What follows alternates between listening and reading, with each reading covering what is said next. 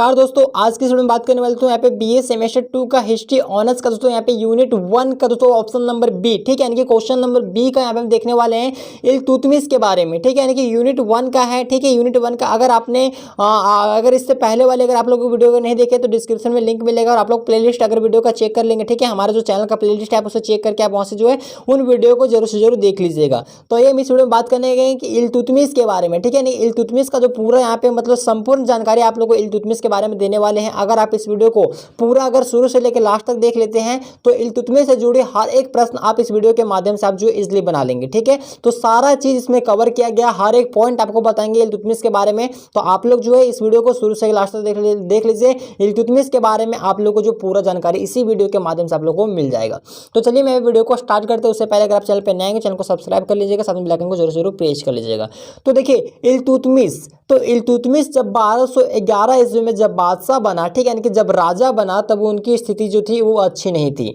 यानी कहने का मतलब ये है दोस्तों कि इल्तुतमिश जब 1211 ईस्वी में, कब 1211 ईस्वी में जब वो राजा बना, ठीक है, यानी कि जब बादशाह बना, जब शासक बना, तब उस समय उनकी स्थिति क्या थी, अच्छी नहीं थी।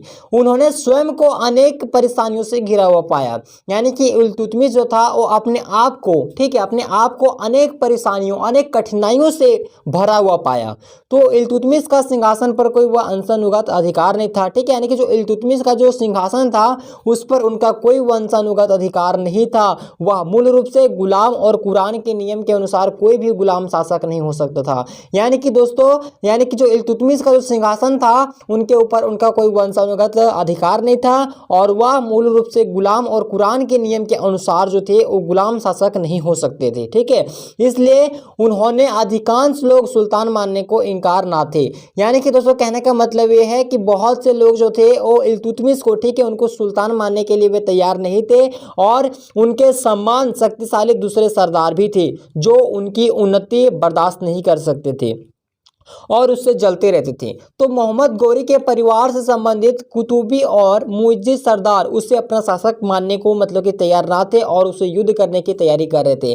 दोस्तों यहाँ पे ये बताया जा रहा है कि जो देखिए यहाँ पे ये मतलब कि बोला जा रहा है कि जो सुल्तान मानने के जब वे तैयार नहीं थे तो क्या हुआ कि वे एक दूसरे से मतलब जो है ना, यानी कि इल्तुतमिश से वे काफ़ी ज़्यादा मतलब कि ईर्ष्या द्वेष करने लगे। यानी कि जो होता है ना कि ज्वलनशील की भावना, जलना, ठीक है, किसी एक दूसरे के साथ मतलब कि देख कर जलना। तो आप लोग पता ही होगा तो कि जलने वाली लकड़ी हमेशा क्या होता है कि हमेशा छोटा ही होता चला जाता है, ठीक है। तो यहाँ पे जो थे वो इल्तुतमिश को देखकर वे हमेशा मतलब कि जलते थे। तो इससे क्या हुआ कि मोहम्मद गौरी के जो परिवार से संबंधित जो कुतुबी और मुजिद सरदार, ठीक है, वे अपने शासक मानने को तैयार ना थे और उससे क्या क्या यानी कि इल्तुतमिश के साथ उन्होंने युद्ध करने की तैयारी में लग गए। तो सिंध और मुल्तान के शासक नसरुद्दीन कवाचा और गजनी के सुल्तान ताउजुद्दीन, ठीक है, ताउजुद्दीन याल्तोज ने इल्तुतमिश को दिल्ली की गद्दी से वारिस मानने से इनकार कर दिया। यानी कि दोस्तों यहाँ पे देखिए सिंध और मुल्तान के शासक, ठीक है, कहाँ के, सिंध और मुल्तान का शासक कौन, नसरुद्दीन कवाचा और गजनी के सुल्तान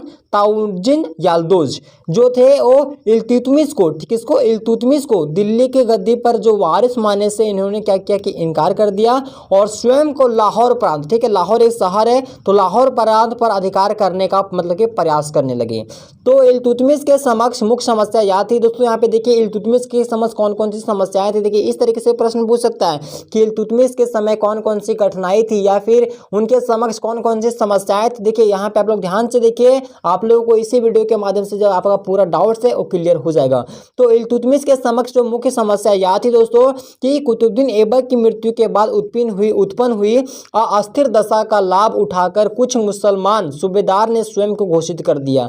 यानी कि दोस्तों कहने का मतलब यह है कि जो कुतुबुद्दीन ऐबक था, कुतुबुद्दीन ऐबक का ही दामाद था इल्तुतमिश, ठीक है। तो जब कुतुबुद्दीन ऐबक का जब हमें मृत्यु हो जाता है तो मृत्यु होने के बाद जो सारा राजभार वगैरह जो है वो इल्तुतमिश के ऊपर आ जाता है।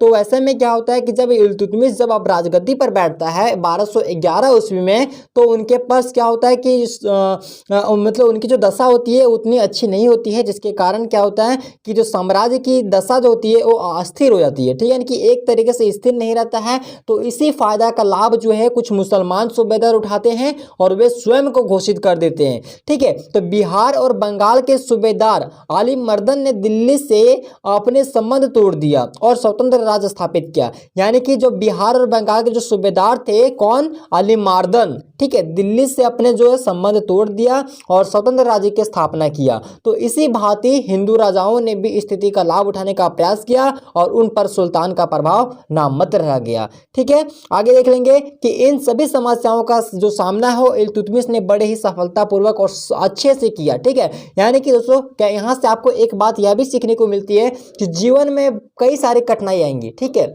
जिंदगी है तो बहुत सारी कठिनाई आएंगी, परेशानी आएगी, लेकिन आपको उन परेशानियों से आपको डटकर मुकाबला करना है, ना कि उससे भागना है। ठीक है, तो जीवन में देखिए तो अगर जिंदगी है तो जिंदगी में तो परेशानी और कठिनाई तो आएगी ही आएगी, निश्चित है। अगर जीना है तो आपको कठिनाई को झेलना पड़ेगा।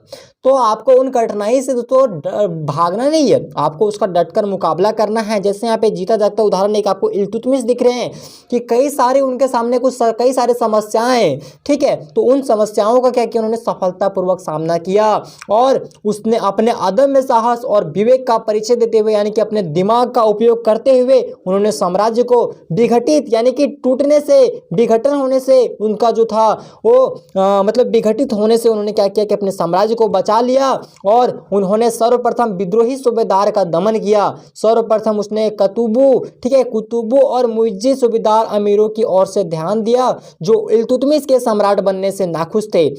यानी कि दोस्तों जो इल्तुतमिश थे उनके सम्राट बनने से नाखुश कौन कौन थे, देखिए कुतुबी और मुइज्जी सूबेदार। ठीक है, यहाँ पे जो थे वो जो अमीर लोग थे वो इल्तुतमिश के सम्राट बनने से भी नाखुश थे और उनके जो सिंहासन पर था वो कानूनी रूप से वह अपना अधिकार समझते थे।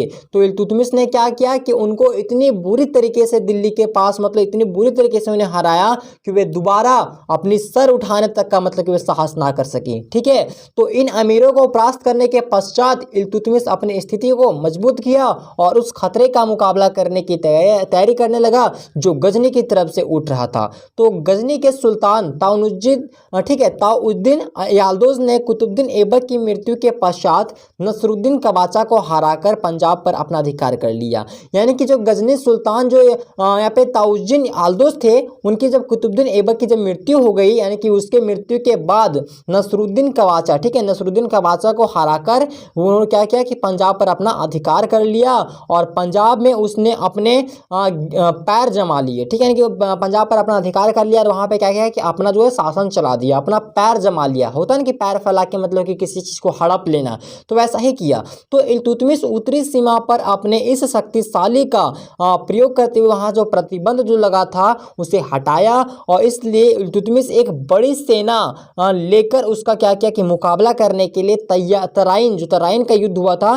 तो तराइन के ऐतिहासिक मैदान में, ठीक है, तराइन एक जगह का नाम था और वहीं पे 1215 ईस्वी में जो है पहुंच गया और ताजुद्दीन याल्दोज और इल्तुतमिश के बीच तराइन का तृतीय युद्ध हुआ। ठीक है, 1215 ईस्वी में जो वहां पे मतलब कि तराइन के मैदान में पहुंचा और ताजुद्दीन याल्दोज और इल्तुतमिश के बीच क्या हुआ कि तराइन का तृतीय युद्ध हुआ था। ठीक है, जिसमें ताजुद्दीन की हार हुई थी और यहाँ पे इल्तुतमिश की जीत हुई थी और कैद करके मौत के घाट उतार दिया गया था। इस प्रकार इल्तुतमिश ने क्या किया कि अपने जो प्रतिद्वंदी से अपने मुक्ति पाई और चैन की सांस उन्होंने लिया। यानी कि तराइन के युद्ध में जो था वो ताजुद्दीन याल्दोज को उन्होंने क्या किया कि परास्त किया, उनको हरा दिया और इस प्रकार हराने के बाद जो था वहाँ पे अपना शासन चलाया और इस प्रकार से जो है वो राज्य में शांति व्यवस्था का मतलब की स्थापना किया और राज्य में जो था वो लोग जो थे और वे खुद स्वयं चैन की सांस जो होता ना वो लेने में सक्षम हो सके। तो ताजुद्दीन याल्दोज से मुक्ति पाने के बाद इल्तुतमिश ने अपने दूसरे ताकतवर प्रतिद्वंदी नसरुद्दीन कबाचा को भी उन्होंने खतरा उत्पन्न हो गया था। ठीक है,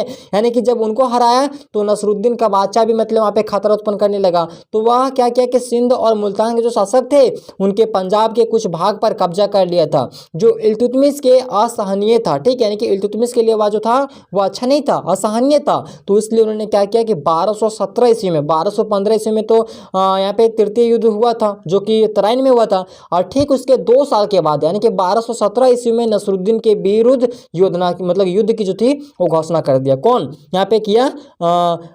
इल्तुतमिश ने किया और उसे पंजाब से बाहर कर दिया। यानी कि जो था इल्तुतमिश ने क्या किया कि उनको भी मतलब हरा दिया। किसको हराया?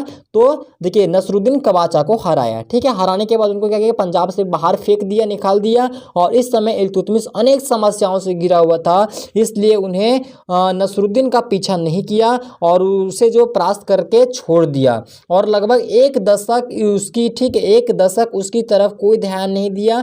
तो 1227 ईस्वी में, ठीक है ना, कितना 1227, ठीक है, इसमें पुनः उन्होंने नसरुद्दीन पर आक्रमण किया और पहले उसे उच्च मुल्तान में हराया और फिर भक्कड़, ठीक है, भक्कड़ में नसीर बुरी तरह से परास्त हुआ और अपने प्रांतों को बचाने के लिए भागा, परंतु नदी में डूबकर वह मर गया। तो इस प्रकार इल्तुतमिश के अपने जो पुराने शत्रु का वो अंत हो गया। यानी कि जो पुराना जो शत्रु था उन सभी का अंत हो गया। और यह पहले ही बताया जा चुका है कि बंगाल व बिहार वो अलीमार्दन खान ने स्वयं को स्वतंत्र घोषित कर दिया था। यद्यपि 1212 ईस्वी में उनकी मृत्यु हो गई थी, फिर भी बंगाल ने अपनी स्वतंत्रता बरकरार कर रखी थी। जब इल्तुतमिश ने गयासुद्दीन खिलजी से अधीनता स्वीकार करने को कहा तो उन्होंने साफ साफ इनकार कर दिया था। इस पर इल्तुतमिश ने 1220 ईस्वी में एक सेना बंगाल पर विजय प्राप्त करने के लिए स्वयं लेकर गया और इससे गयासुद्दीन का जो डर था और उससे आत्मसमर्पण कर दिया गया और एक बहुत ही बड़ी राशि मतलब देने को तैयार हो गए। लेकिन जब तक शाही फौज वापस दिल्ली पहुंचती, बंगाल में वह पुनः विद्रोह हो गया और गयासुद्दीन ने स्वतंत्र को मतलब स्वयं को स्वतंत्र घोषित कर दिया और इससे इल्तुतमिश अत्यधिक क्रोधित हुआ। ठीक है ना, जो गयासुद्दीन था वह खुद को अपने आप में मतलब कि स्वतंत्र घोषित मानने लगे। इससे क्या हुआ कि इल्तुतमिश को और भी बहुत ज़्यादा मतलब कि क्रोधित हुआ, उनको बहुत गुस्सा आया। उन्होंने क्या किया कि अपने पुत्र नसरुद्दीन को तुरंत बंगाल के ऊपर मतलब आक्रमण करने का आदेश दे दिया।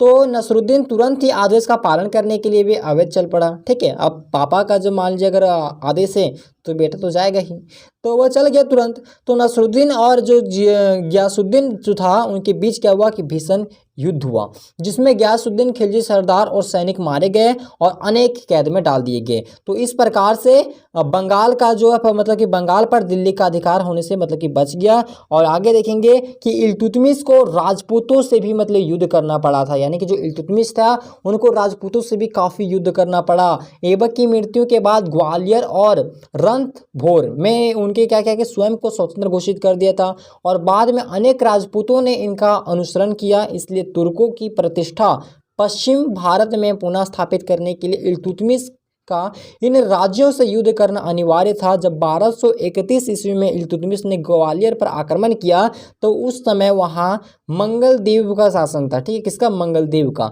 तो मंगलदेव ने इल्तुतमिश का डटकर मुकाबला किया। लगभग 11 महीने के जबरदस्त संघर्ष के बाद कितना, यानी कि मंगलदेव से युद्ध करने लगा, ठीक है, डटकर युद्ध करने लगा। तो लगभग 11 महीना तक मतलब जबरदस्त युद्ध चला। ठीक है, दोनों में जबरदस्त एकदम युद्ध चला। तो 1232 ईस्वी में युद्ध जीतने में सफल हुए और उन्होंने ग्वालियर पर अपना कब्जा कर लिया। और उसके बाद 1235 ईस्वी तक मालवा, उज्जैन, रणथंभौर, मांडू पर विजय प्राप्त करके उन्होंने साम्राज्य का क्या किया? अपना विस्तार किया। इस प्रकार भारत में मुस्लिम राज्य की नींव पड़ी।